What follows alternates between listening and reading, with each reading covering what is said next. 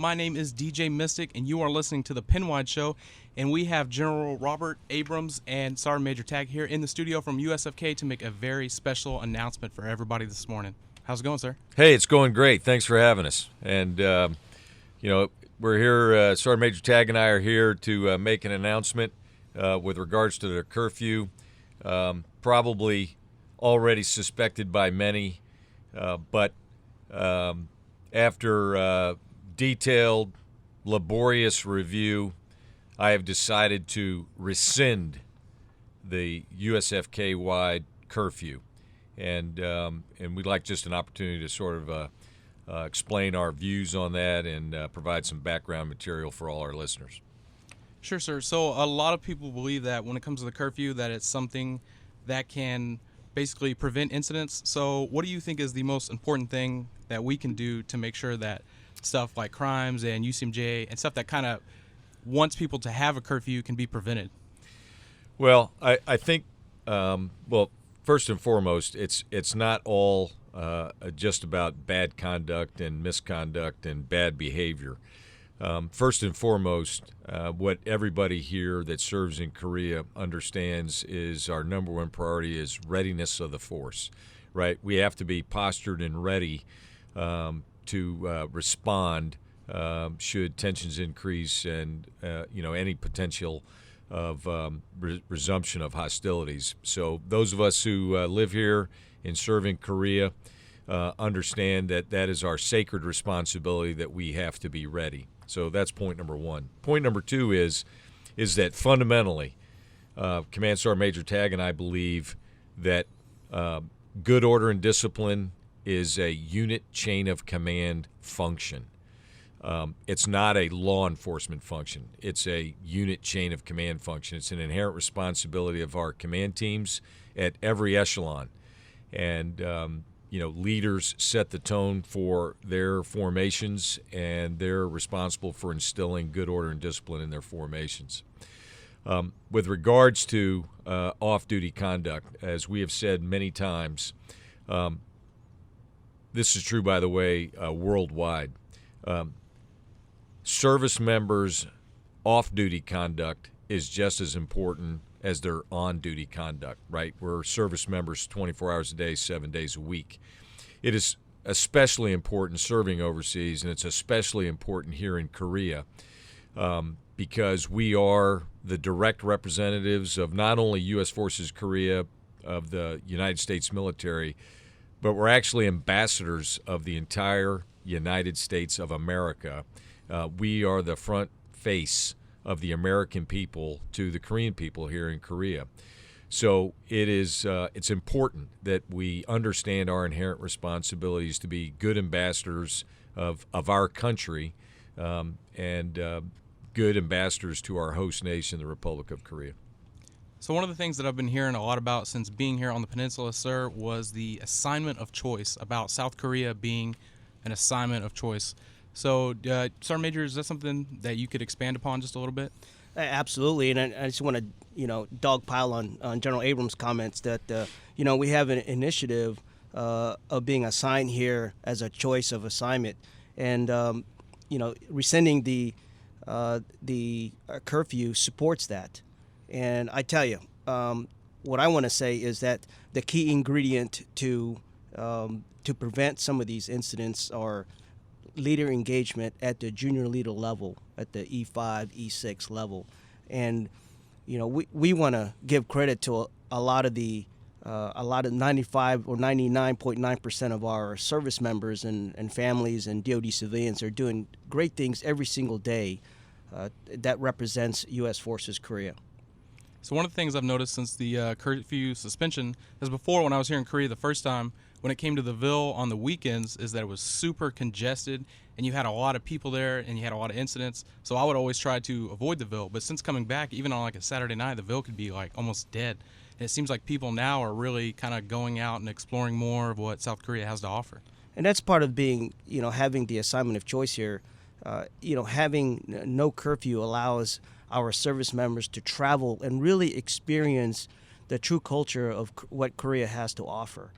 And it prevents them from not returning back to the post prior to the timeline of the curfew. Now they have the opportunity to go out and really enjoy themselves and their families. Yeah, this is this is one of the main reasons why I felt so strongly about removing the curfew. Look, serving here, there's so many opportunities here in Korea, and setting an artificial timeline, and then of 0-100 for everyone to return to their quarters and return to base. That artificial limit, really denied service members the opportunity to take full advantage. So, for instance, if somebody went up to Seoul, and they'd have to curtail their activities to be able to either get on the train, the bus, or something, unless they were going to stay there in Yongsan. But it just put all sorts of artificial constraints, and then everybody was in a rush. And then, frankly, if life happens, right? You're running a little late, you miss the train, you miss the bus, or something happens, and then at the magic hour of 0-100, then we turn it into a law enforcement function, and in many cases put a permanent mark on someone's military record who otherwise might have been a stellar performer, and then because of a simple mistake, now it's elevated to a law enforcement action. And I just don't think that's right. It's not how we treat service members.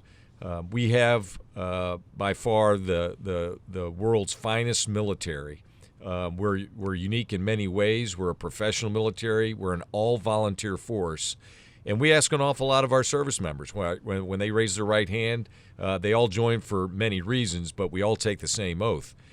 And, regardless of age and what their background is and everything else, that it puts them in a different category, and we ought to treat them as such, right?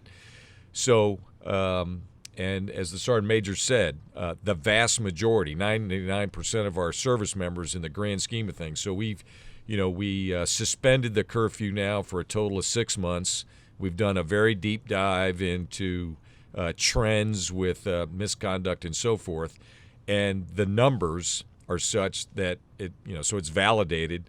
The vast majority of our service members, they act in accordance with our values and our standards, and they are good ambassadors. And so we shouldn't penalize everyone for bad choices and bad conduct by a very select few. And as I said at the beginning, fundamentally, this is a chain of command function for good order and discipline, and I have absolute confidence that our chain of command, both officer and enlisted, are absolutely capable of being able to set the standards inside their units, the tone inside their units, that our service members are going to act in accordance with our values, and their off-duty conduct will match what we expect on their on-duty conduct. All right, so we have some more stuff that we want to put out, but first we're going to get right back into the music. We're going to have some Alicia Keys and some Shawn Mendes right after this. And that was Alicia Keys with Fallen. My name is DJ Mystic. The time is 10:41 a.m., and you are listening to The Pinwide Show. And right now in the studio, I have USFK Commander General Abrams and the USFK Sergeant Major Tag here. And we've been talking about the curfew being lifted. We've mentioned some other stuff. But one thing that I wanted to talk about was the fact that the holidays are just around the corner. A lot of people are going to be having a lot of time off and stuff like that. And also, we were going to be tying that back into being a good ambassador, which we talked about initially when we were talking about removing the curfew. Yeah, so look, the holiday season is upon us, and next week we start half-day schedule, and we want, of course, everybody to enjoy their well-deserved time off. But it's a special time for everyone, the holiday season, regardless of where you come from. And for many of our service members, this may be their first time ever being away from home over the holidays. And to meet our readiness requirements, only a small percentage are actually going to be able to take leave off of the peninsula. And so the message really is enjoy the time off, but this is a really important time for us to look after each other.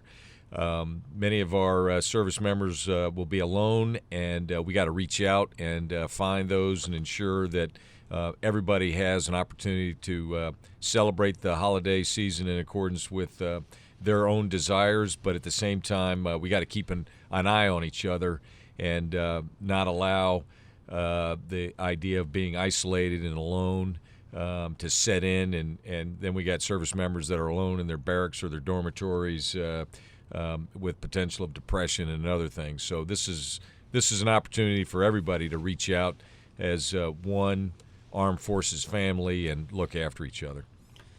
Yeah, so as the holiday season approaches, on behalf of General Abrams, we want to wish all of you service members and families a happy Merry Christmas. As you wander through the Korean Peninsula, those of you that are staying here in country, just, I advise you all to use the Battle Buddy system and take care of one another as you enjoy the places that you're going to see.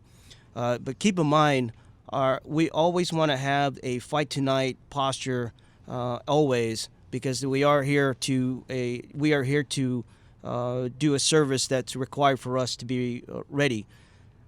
In the meantime, protect and keep an eye on one another as the holiday season. As General Abrams says, some of you may be here without their families for the first time being. Yeah, so this is the time to really step it up and look out for each other. I mean, it's part of our ethos, and but it takes aggressive action, looking out for each other and looking for signs of those that are starting to become a little isolated, and you got to draw them out and invite them off base, invite them out to go enjoy Korean culture, invite them into your home, have informal sporting events and competitions and so forth. There's so many things to do here, but it requires, with this much time off, it requires active engagement at every level to ensure that we're as strong at the end of this period as we are today. Right. I mean, it really makes sense. And for those who are staying here, I mean, I'm staying here, and I personally think having a Christmas here really is kind of a one-of-a-kind opportunity that you're not really going to get back at home with Seoul here and all these different things that you can do that you're not going to be able to do for Christmas while you're back stateside. But really, it's just making sure that the people to the left and right of you and that your soldiers, like, what they're going to be doing for Christmas, and that no one's being just left there in their barracks with no plan. Maybe they haven't been to Seoul and they haven't really went out yet, so they don't really understand what's all out there, and they don't want to go out there by themselves because everything's so foreign. They don't really know what's going on. So it makes a lot of sense. Yeah, they're like you said, there's so many things to do, and for my wife and I, this is going to be our first Christmas without our children, and so it'll be a first for us, and so we've already got a plan to embrace those that sort of work in my inner circle. Have them over to the house for Christmas dinner and things like that. But we're certainly going to take advantage of it when we can. The Sergeant Major makes a great point, though, and again, it's how we started. Our solemn obligation is to ensure that we are mission ready, and we have a mission here that matters. And that's hard to truly understand on a day-to-day basis with our daily activities, but I want everybody listening to understand our mission here matters. It's even more important this year than perhaps in previous years. So we do have to maintain that very strong readiness posture. We got to be able to contact you if it comes to a point where we got to start recalling people and increase our readiness posture. So that's all part of our inherent responsibilities, service in Korea, and I know that everybody takes that very seriously. Well, so the beauty about being here for Christmas is experiencing that. The Koreans celebrate Christmas as well, but it's just maybe in a different way. Right. But experiencing that with the Korean people here in their hometown is phenomenal. And it may be the last time you'll ever experience Christmas in this culture. It's true. Right. Plus, I mean, look, we're gonna have service members on duty, right? Our mission doesn't stop because of the holidays, and we've got a number of remote locations across Korea and a number of different capabilities. It's another duty day for them, and there'll be other times for them to be compensated. But this whole mindset about being ready to fight tonight. We're not going to give up on that solemn requirement and an obligation to do it. To everyone, we want them to enjoy it. Enjoy your time here and enjoy this unique opportunity for having the holidays overseas. Okay, is there anything else that you want to say before we wrap this up?